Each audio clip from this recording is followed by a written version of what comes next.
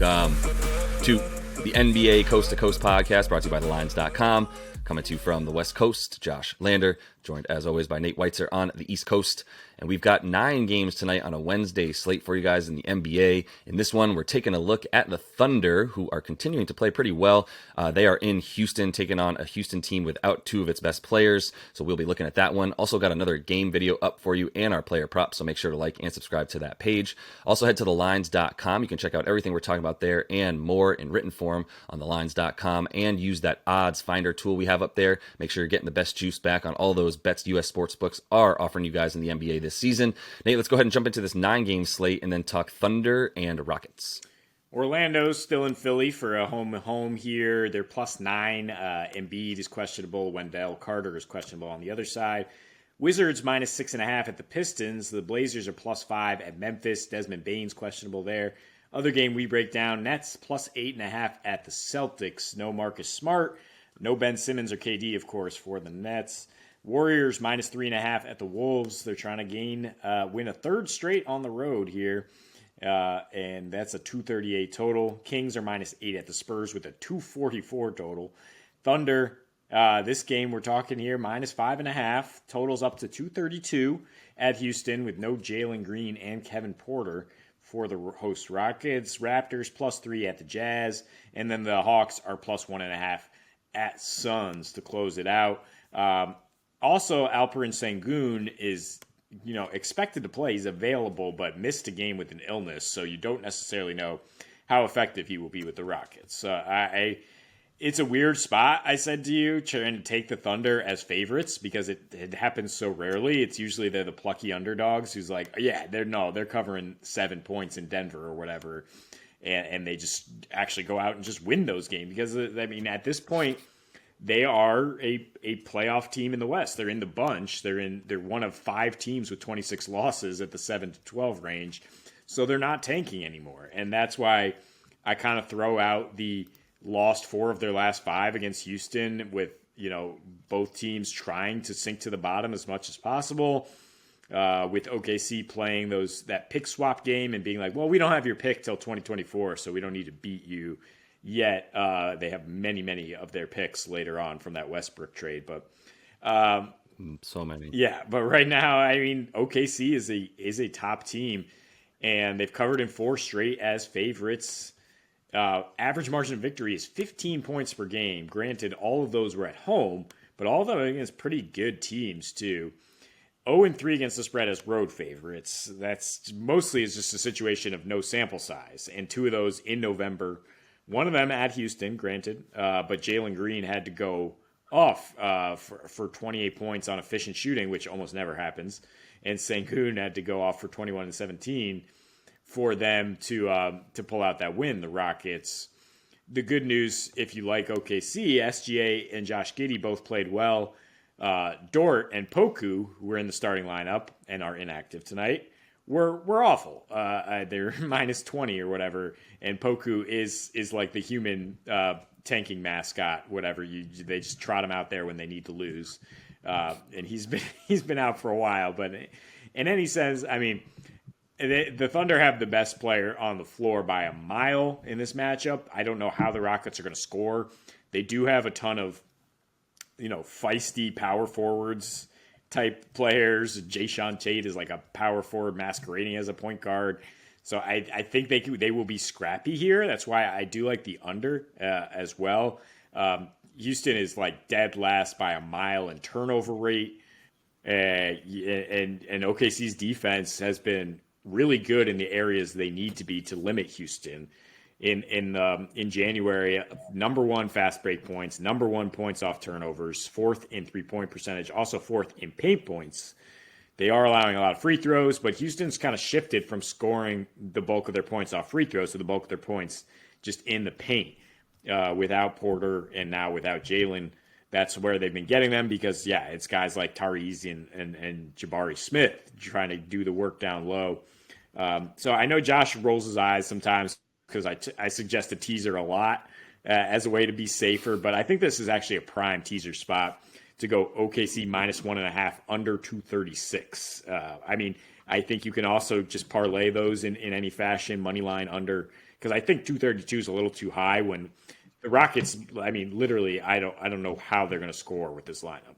I mean, you're getting this down to about a money line bet anyway. So like we're saying, you're a little bit afraid of the 232.5 and going under there, but I am not. That's why I would prefer the parlay in terms of the OKC. I mean, OKC by 5 is fine by me. I like the total a lot as well. I'll probably hit them both separately and then just be a bit of a coward and hit OKC money line with that total because I'm not really scared of it.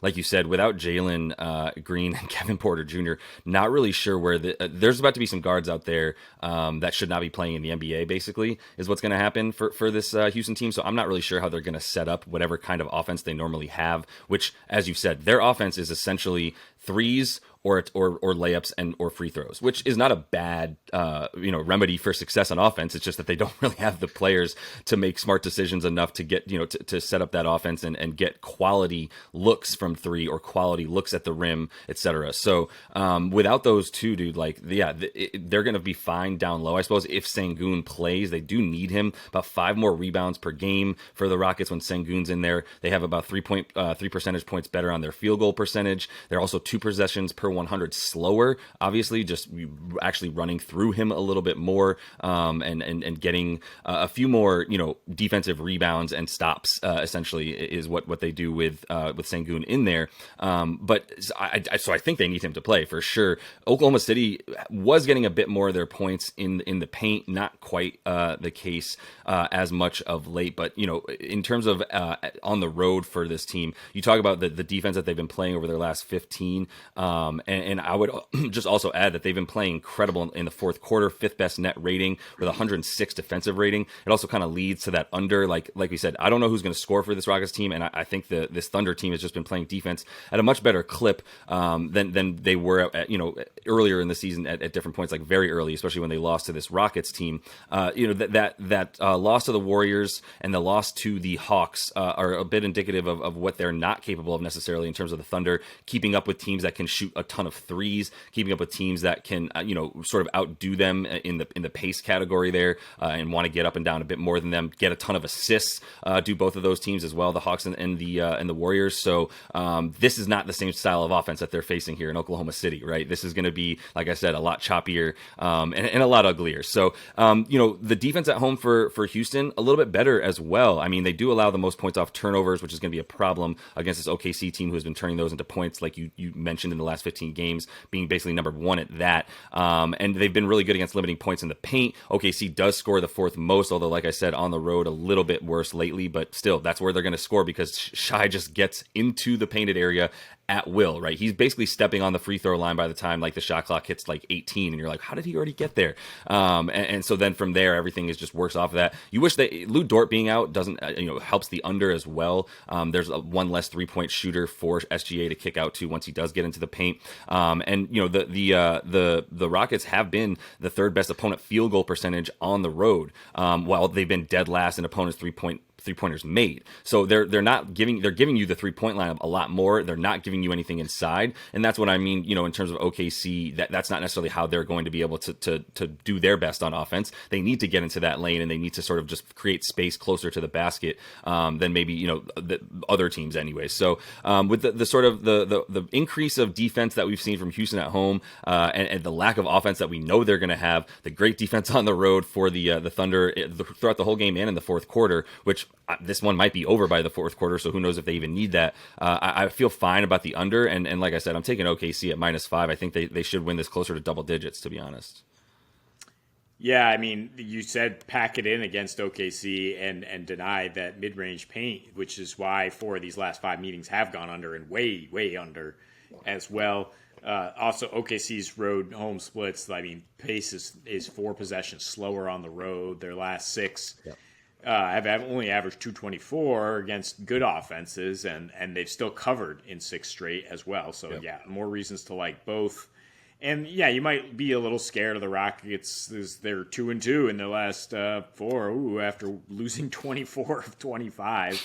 But they beat Detroit in their last game, which is, also that's a tank matchup. We're both going for the worst record. And they only beat Minnesota thanks to 42 points from Jalen on an outlier efficient performance. They're still going to have a 108 offensive rating, which is one of the worst in the league, 24 to 18 assists to turnover, and only hitting 7 threes at 27%, worst in the league. So they're not going to hit a lot of threes. They're going to try to keep OKC from hitting a lot of threes. As long as we don't have a parade of free throws, this game should be going under. And there haven't been that many free throws for either team, or at least for the Thunder, quite to the extent that I thought they would be shooting a lot more free throws, to be honest, and they're not. So that also helps this game from stopping the clock, etc. Yeah, I think the under is a good play here, and I just don't see the path to victory or the path to covering for the Rockets when they're not. I don't think maybe Eric Gordon goes off for like 35, and that's the key to this. So maybe there's some Eric Gordon stuff we want to look at, and as he's honestly, when he's played without both of those guys this season, even without one of them, he's gotten a lot better, right? And he's got a couple really good games without both of those guys in the lineup this season, which has only happened about twice or 3 times, I believe. So there is an Eric Gordon world, a world where Eric Gordon kind of comes in and dashes everything we say here, but that's a bit of an anomaly for EG to be turned back the clock like that. So I think we can feel a bit more comfortable about what we've said here, and that is all the time we have for you guys. So make sure to like and subscribe to that page. Also got our player props video and that Nets and Celtics game video for you guys. So until we see you next, happy betting.